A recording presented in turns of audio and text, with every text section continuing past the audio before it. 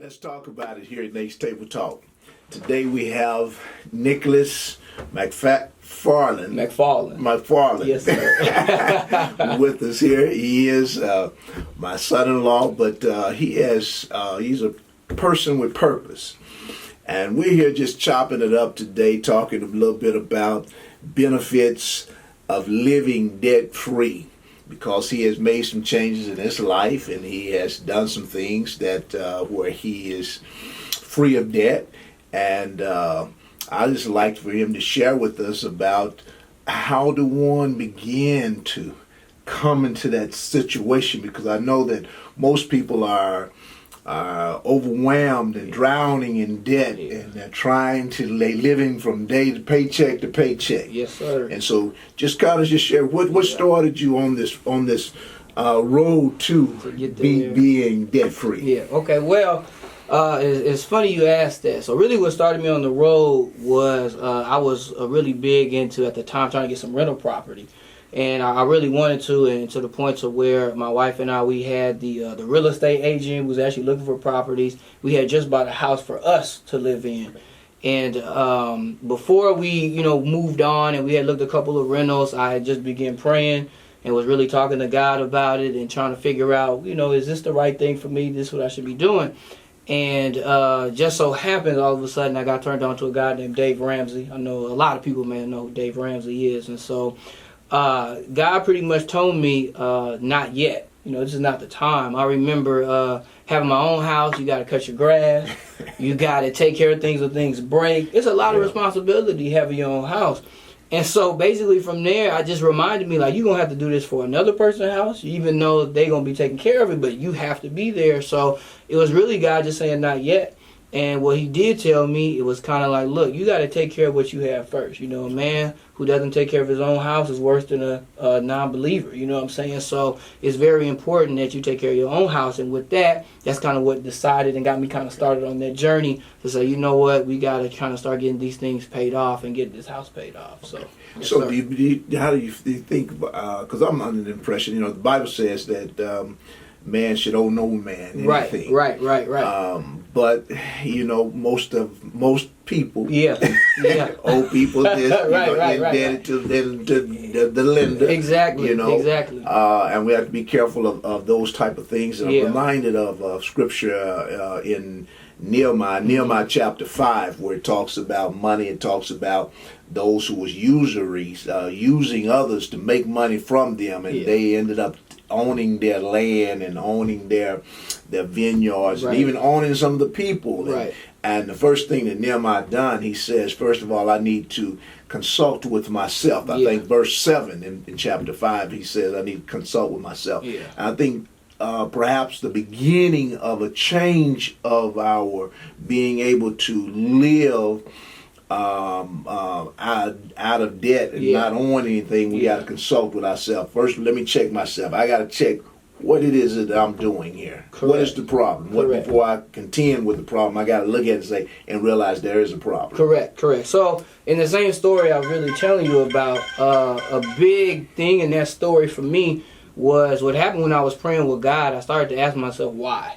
And when I went into why was, I asked myself, I said, well, why do I want to get out of debt? And so the first reason was like, I want to be able to glorify the Lord. But then immediately what happened was, well, you can glorify the Lord without, whether you're in debt or you're not in debt, you can still glorify the Lord. Like, that had nothing to do with it, right? And so I kept on asking myself why, and I got to the point to where I was like, I really wanted to have just more financial security and kind of, not owe anybody anything. So it got to me, it was like, well, it doesn't make sense to get into debt if my whole goal was to be out of it. It couldn't make sense to me. So it's like, okay, so once you're out, you don't want to go back in. Exactly. That didn't make sense. So how could I get a rental property and get into more debt? How could that help me to get out? It didn't add up. And so, like you said, I think that reason why, that's what Nehemiah really said, you got to talk to yourself. You got to think about why. And so for me, I also do this, really my side business. I'm a financial coach. So I help people to meet their financial goals. It may not be get out of debt, but whatever the goals may be.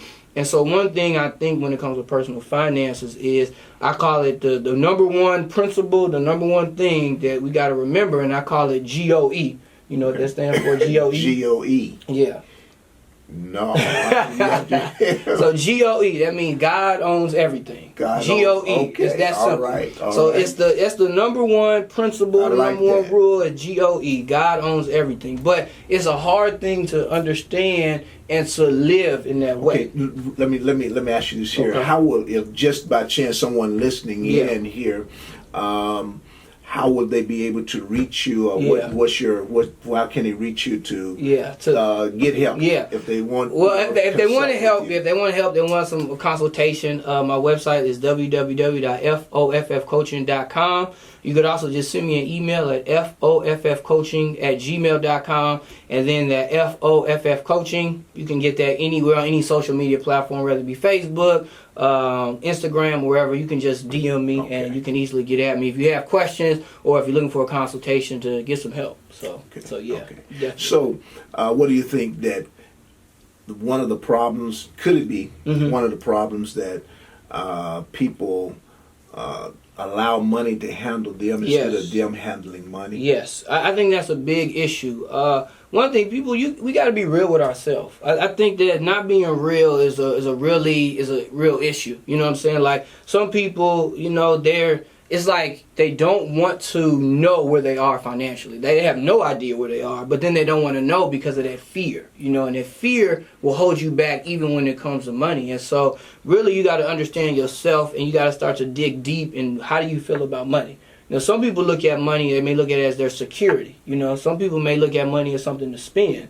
Some people may look at money as, it's what makes the world go round. It's a lot of different ways that we look at money. But to be honest, money is amoral. Money don't love you. Money don't care about you. Money's not mad at you. Money's not happy with you. None of that kind of stuff. Money is just money. It's us behind the money, and that's what happens to it, right? If I'm a real generous person, I got a lot of money, then you're going to see my money being more generous, right? But if I'm a real greedy person and I got a lot of money, then you're going to see me doing whatever it takes to keep it and hold on to it. So it's kind of like, well, how do a person want to live? Exactly. I think we talked about that a little earlier today. We did. A lot of people want to live differently, but that's one of the questions that we need to ask ourselves. Exactly. How do I want to live? Exactly. And that's going to be based on how I'm going to handle my finance. And it is, because what happens is you'll ask a kid, like, what you want to do when you grow up, or what you want to be when you grow up. That's really not that important, right? It's how do you want to live when you grow up? How, what is it that you need? So the big thing for me, I'm a planner. I do all this planning, and I'm a goal setter. But I think with planning and goal setting, a lot of times we make this mistake, is that what we start to do is we will include God in our goal setting. We'll include God in our planning instead of really planning and goal setting around God. That's two different things. So what happens is you'll be like, okay, we'll do a prayer like, okay, God, if you don't want me to do this, then don't let it happen. And, and then they'll start to happen like, oh, I guess God wanted it for me. But that's not really, the process. You know what I'm saying? Really what we should do is constantly speak with God, constantly talk to him about which direction to go, because things can change so quickly. Now, we should plan. It's just that we shouldn't worry. And I think people... Now, you are a man of God, right? Oh, yes, sir. Yes, sir. I would say tithe, so. Right? Yes, sir. You believe in tithe. So now, okay. So now you're getting into some other thing. So for me, tithing is, so now we're talking about different aspects of money, but tithing is so much more about worship than it is about what people put the emphasis of tithing on. Absolutely. And so I love talking about tithing and giving, the different types of giving, because I'm not a preacher, you know what I'm saying? I'm not a theologian, so y'all know I'm not making no money off of this. I'm not getting nothing out of it, you know what I'm saying? But to be honest with you, when it comes to tithing, this is something that you're telling God, like, I trust you with what I have. I trust you what you've enabled me to do. And Deuteronomy says, the Lord is the reason we're able to obtain wealth. He's the reason. Every day you get to go to work or whatever, it should be a joyous occasion. A lot of us just hate our job, so we don't look at it that way. Right. But to be able to give God a portion of what he's allowed you to earn, and really only 10% it's not really a lot of money at all. And what happens is that people feel like, oh, well, if I had more money, I would tithe. If I had more of this. But then you got to think, okay, I said God owns everything. So we're talking about the king of the universe. I don't want to like it just say, oh, king of the world. No, the universe. This is everything, the king of everything. Why would he sit there and be like, I'm going to give you more, but you haven't handled well what I've given you a little bit? So you're not even tithing off the $5. Why would that be $5,000 then? Why would it go to $15,000? Why would it be $5 million if you can't even handle the $5? So it's kind of like how we handle what we have. Yes. Because I look back at my parents. Right. They lived on what they had, Yeah. and they didn't make Right. the near amount what we probably make nowadays. Exactly. And yet we ate, we had clothes, Right. we was, had Right. a roof over our head, things of that nature. Right. So it's how we handle that. It's how we handle it, but then we also got to think about in terms of legacy, right? So, your parents did what they had to do, and they got you to a certain point, and let's say that they were not able to leave you any money or anything like that. Now, hopefully, Lord willing, they left something in you. Maybe they left to understanding of who God is. It's still your choice to choose you're going to follow God, but they may have left some things in you. But now you that next generation, so it's like, well, how can you do better for even your generation? So for your the legacy doesn't have to be money. It can be how to manage money. Correct. Because legacy is now, if you look up the definition of legacy, it literally talks about passing actual possessions down. So legacy is literally passing possessions down. But if you pass a possession down without the tools and able to handle that, in order to handle that, then what's the purpose? What's the point of it? So both of those things are very important. But a lot of times in our community and in a lot of different communities, there's this thing I call like a poor mindset. It's one thing to be broke. A lot of people have been broke. I've been broke before. You just don't have a lot of money. But it's another thing to be poor. And your mindset is like you're poor. So a lot of times I hear people talking about what they can't do or this impossible, or they have that fatalistic way of thinking. And so it's hard to climb out of that when you just feel like, oh, I'm destined for this. And it's kind of like, well, if you feel like that's God's plan for you, then maybe you got to kind of rethink what your relationship with God looks like. It all kind of ties together. Okay, so then when Nehemiah consulted with himself, he dealt with his mind. First of all, how am I thinking? What's really going on here with the situation of my people? Correct. Before I contend with this situation. And then we got to contend with the situation. Sometimes we have to back up. Sometimes we are giving out more, spending more in areas that's really not beneficial to our way of we really wanting to live. There you go. Right. And it's causing us a problem. It very much is. And so when you think about the way you want to live or your way of life, and you think about, let's say you're working somewhere you may not like where you work, and obviously sometimes with some people, they're budgeting, they're doing things they should be doing, but maybe they do have an income problem, meaning they're not making enough money. So then you got to ask yourself questions like, okay, well, what do I need to do to make more money? What skills do I have? Am I really working in my gift? So you maximize your gift. Maximize your gift. Yes, also, sir. it takes a point. You got to remember what the Bible says, that a fool and his money shall soon depart. Right. And it's the truth, though. I mean, you. And if you're not doing I believe. Now I'll take it a little further. Yeah. I believe that if you're not using it the way that God wants you to use it, He talks about even putting holes will be in your pocket. Right. Yes, sir. It just goes out this way or that way. Yes, sir. Because again, when I go back to my number one principle is God owns everything. The next principle I use is we are the managers. So we're just managing something. So it's not even ours. Stewards. It's just stewards, exactly. Okay. And we're just managing what it is that God's allowed us to have. And I think a lot of times people get caught up in, well, this person has more to manage, so they might be better than me, or they may be something like that. We compare to one another, but really it's to focus on what God's given you to manage, being content with that, and doing your best to multiply that, and asking Him for help in order to do that. Now, you have a third. What's the third one? No, that's all. I just wanted to. Just wanted to keep it simple, man. 1, 2. Just simple, yes, sir. Keep it simple and to the point. It's too. I mean, you got all these 6 steps and all these different things, man. I just have really 2 principles to live on. So if you're going to go and get a loan, or you're going to go and do something, you have to kind of ask yourself, well, okay, is this guy really wanting me to do this? Now that's kind of, well, if you go and get a loan, right. The person go and get a loan, right.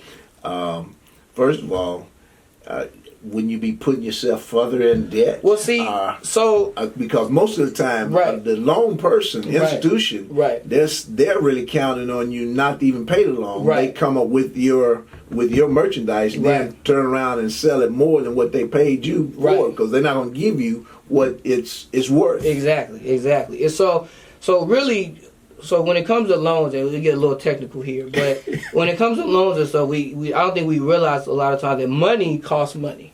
Okay, so money costs money. So meaning that when you have to get a loan for something, you got to pay interest on that. Yeah. And that interest is what's costing you money. Now, a lot of times, 9 out of 10 times, most of the things that we get loans for or get things on credit, either way, are things that go down in value. So it's really just off the pretense from a strictly financial situation.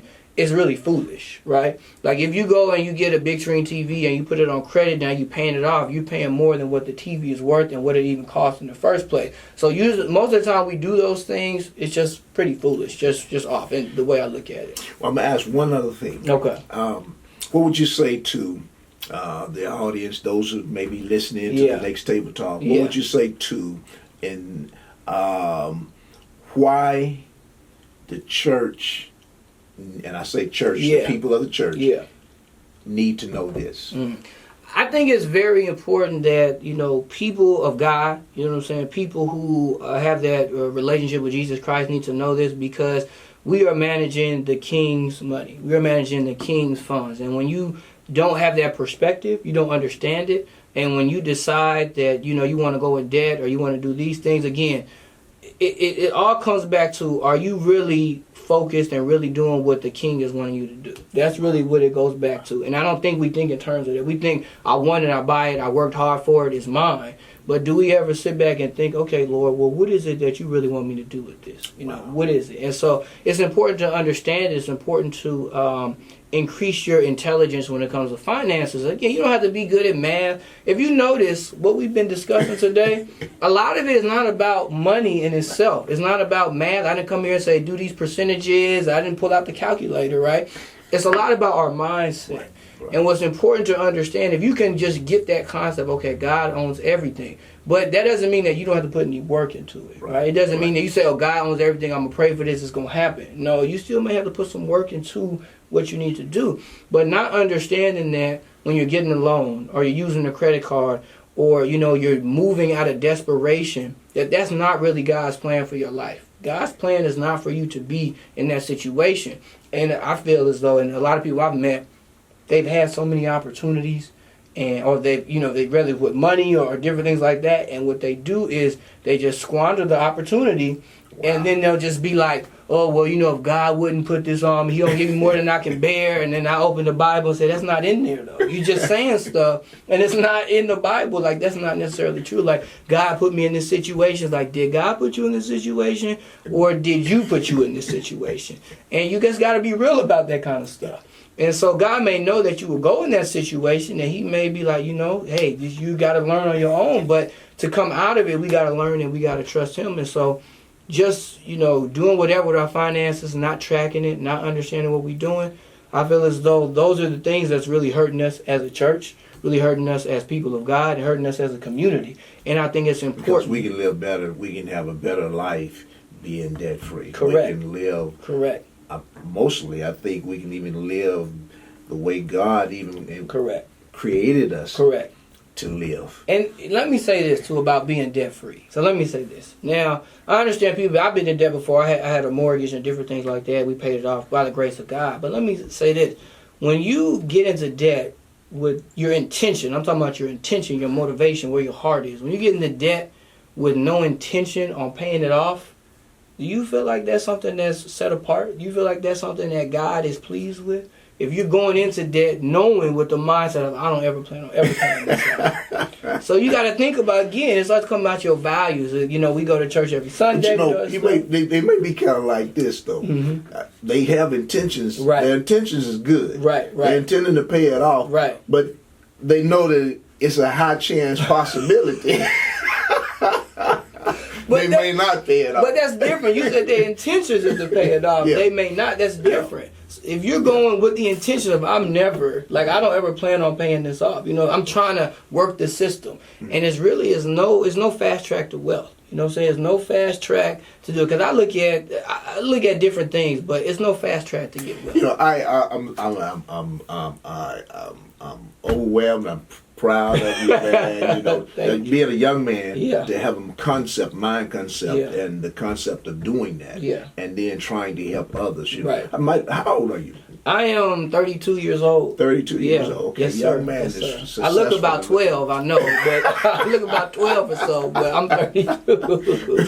Yes, sir. Well, if anyone that is needing a consultation of talking about finances, again, Nick, give that address. So you could just send me an email at foffcoaching@gmail.com. Look at my website. It's www.foffcoaching.com. I have a lot of free content on there. I do some blogs, some vlogs here and there. Probably start back up again. But if you need something, just holler at me and just let me know, and I will do my best to help you. Because I really want to see everybody to do well, especially in this concept of finance.